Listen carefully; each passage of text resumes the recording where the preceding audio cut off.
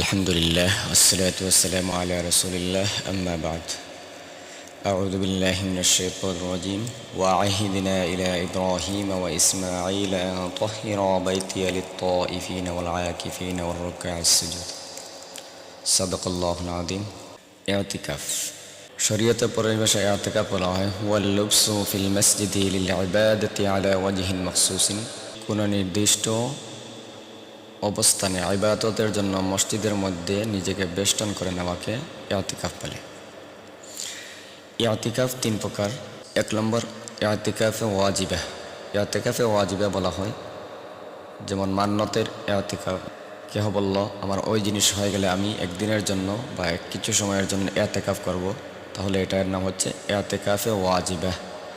ওয়াজিবুন নাযরি বিলিসানিহি, জবান দ্বারা কোনো কিছুর মান্নত নজর মেনে নেওয়া, মান্য করা যে আমার ওই জিনিস হয়ে গেলে, আমার ওই কাজ হয়ে গেলে আমি একদিনের জন্য ইআতিকাফ করব, তাহলে এটা বলার সাথে সাথে তার উপর ইআতিকাফ ওয়াজিব হয়ে যায়।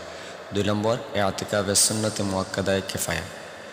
সুন্নতে মুআক্কাদায়ে কিফায়া এটা রমজানের শেষ দশকের সাথে নির্ধারিত, অর্থাৎ জামে মসজিদের যে কোনো জামে মহল্লা জামে মসজিদের জন্য যে কোনো একজন মানুষ যদি ইআতিকাফে প্রবেশ করে তাহলে সারা মহল্লার ইআতিকাফের দায়িত্ব পালন হয়ে যায়। আর যদি কেউ না প্রবেশ করে তাহলে সারা মহল্লা এর ক্ষতিগ্রস্ত হবে, গুনাহগার হবে, কারণ এটা হচ্ছে সুন্নতে মুআক্কাদায়ে কিফায়া। ইআতিকাফে মুস্তাহাব্বা, অর্থাৎ মুস্তাহাব্বা বলা হয় সুন্নত মুআক্কাদা না। এমনিতেই যেমন মসজিদে আমি প্রবেশ করব, যত সময় মসজিদে থাকবো ইআতিকাফের নিয়ত করে নিলাম, এটার নাম হচ্ছে ইআতিকাফে মুস্তাহাব্বা। ইআতিকাফের ফজিলত সম্পর্কে হাদিস শরীফের মধ্যে অসংখ্য হাদিস বর্ণিত এসেছে। হযরত আয়েশা রাদিয়াল্লাহু তাআলা আনহা থেকে বর্ণিত, عن عائشة رضي الله تعالى عنه زوج النبي صلى الله عليه وسلم أن النبي صلى الله عليه وسلم كان يعتكف في العشر الأواخر من رمضان حتى توفاه الله ثم أعتكف أزواجه من بعده। রাসূল সাল্লাল্লাহু আলাইহি ওয়াসাল্লাম রমজানের শেষ দশকে ইআতিকাফ করতেন, হাত্তা তাওয়াফাহুল্লাহ, মৃত্যুর আগ পর্যন্ত সারা জীবন এই রমজানের শেষ দশকে ইআতিকাফ করেছেন। যখন মৃত্যুবরণ করেন তখন তার স্ত্রীগণ ইআতিকাফ করতেন। অন্য হাদিসের মধ্যে আন ইবনে আব্বাস রাদিয়াল্লাহু তাআলা আনহু আন নবী সাল্লাল্লাহু আলাইহি ওয়াসাল্লাম قال من مشى في حاجة أخيه كان خيرا له من اعتكاف 10 سنين। হযরত ইবনে আব্বাস রাদিয়াল্লাহু তাআলা আনহু থেকে বর্ণিত, রাসূল সাল্লাল্লাহু আলাইহি ওয়াসাল্লাম বলেন, কোনো ব্যক্তি যদি তার অপর ভাইয়ের কল্যাণের জন্য এক কদম হাঁটে তাহলে তার জন্য 10 বছর ইআতিকাফ করার চেয়েও বেশি সওয়াব মিলে। সুবহানাল্লাহ। ومن اعتكف يوما ابتغاء وجه الله جعل الله بينه وبين النار 3 خناديق كل خندق أبعد مما بين الخافقين। কেউ যদি একমাত্র আল্লাহ তাআলাকে সন্তুষ্ট করার জন্য একদিন ইআতিকাফ করে তাহলে আল্লাহ পাক রব্বুল আলামিন সে এবং জাহান্নামের মধ্যখানে 3 খন্দক পরিমাণ ব্যবধান করে দেন, অর্থাৎ জাহান্নামকে তার থেকে 3 খন্দক পরিমাণ দূরে সরিয়ে নেন। আর প্রত্যেক খন্দকের পরিমাণ হচ্ছে আসমান এবং জমিনের মধ্যবর্তী যতটুকু জায়গা।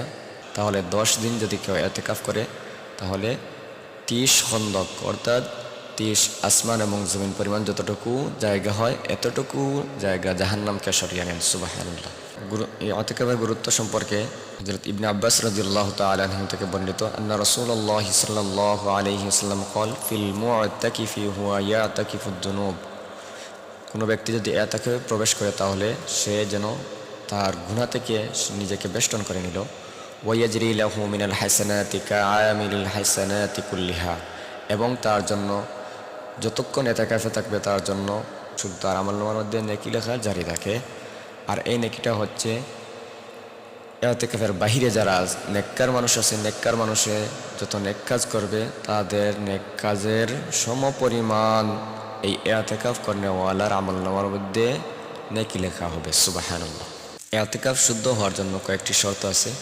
এক নম্বর হচ্ছে মিনহাল ইসলাম ওয়াল আকলু ওয়াত তাহারাতু আনিল জানাবাতি ওয়াল হাইজি ওয়ান নিফাসি।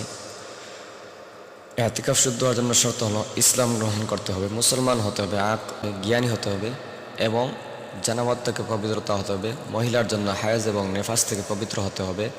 এই শর্ত লাগার কারণ হচ্ছে ইতিকাফে ওয়াজিবা এবং মুস্তাহাব্বা সমস্ত ইতিকাফ একমাত্র মুসলমানদের জন্য।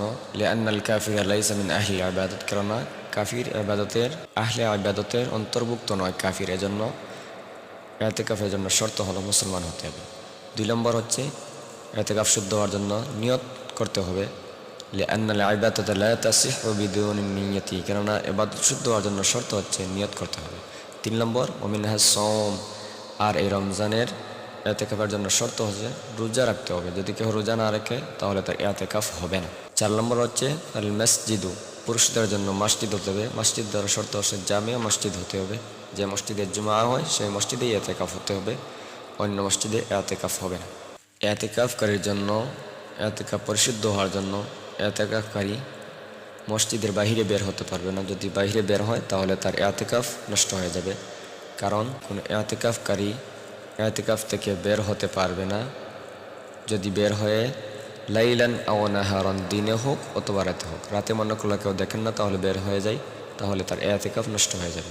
ইল্লা লিমা লা বুদ্দা লাহু মিনহু মিনাল গাইতি ওয়াল বাউলি, তবে মসজিদের বাহিরে বের হতে পারবে, অর্থাৎ মসজিদের বাউন্ডারির ভিতরে একমাত্র প্রস্রাব পায়খানার জন্য বা গোসলের জন্য, অজু করার জন্য বের হতে পারবে। মসজিদের বাহিরে অর্থাৎ মসজিদের বাউন্ডারির ভিতরেই থাকতে হবে, বাইরে বের হলে তার ইতিকাফ নষ্ট হয়ে যাবে। অন্য হাদিসে হযরত আয়েশা রাদিয়াল্লাহু তাআলা আনহা থেকে বর্ণিত ইতিকাফের সুন্নাত মুআক্কাদা, অর্থাৎ আন্নাহা ক্বালাত আস-সুন্নাতু আলাল মুতাকিফ, ইতিকাফের সুন্নাত মুআক্কাদা হচ্ছে আল্লা ইয়াউদু মারিদান, কোনো মুতাকিফ ইতিকাফ করনেওয়ালা অসুস্থ ব্যক্তিকে দেখতে যেতে পারবে না। যদি বের হয় তাহলে তার ইতিকাফ নষ্ট হবে। ওয়ালা ইয়াশহাদু জানাজাতান, কোনো জানাজার শরীক হতে পারবে না। নিকটাত্মীয় হলেও জানাজার শরীক হতে পারবে না। যদি জানাজার শরীক হওয়ার জন্য বের হয় তাহলে ইতিকাফ নষ্ট হয়ে যাবে। ওয়ালা ইয়ামাসসু ইমরাতান, কোনো মহিলাকে স্পর্শ করতে পারবে না। ওয়ালা ইবাশিরুহা, এবং মহিলার সাথে সংমিশ্রণ করতে পারবে না। ওয়ালা ইয়াখরুজু লিহাজাতিহি, এবং অন্য কোনো দুনিয়াবি হাজতে বের হতে পারবে না। তবে যদি প্রস্রাব পায়খানার জন্য বের হয়, এটা মসজিদের বাউন্ডারির ভিতরে থাকতে হবে। ওয়ালা ইতিকাফুন ইল্লা বিসওমিন, আর ইতিকাফ শুদ্ধ হবে না রোজা ছাড়া কোনো ইতিকাফ শুদ্ধ হয় না। ওয়ালা ইতিকাফুন ইল্লা ফি মসজিদিন জামিউন, জামে মসজিদ ছাড়া ইতিকাফ হবে না।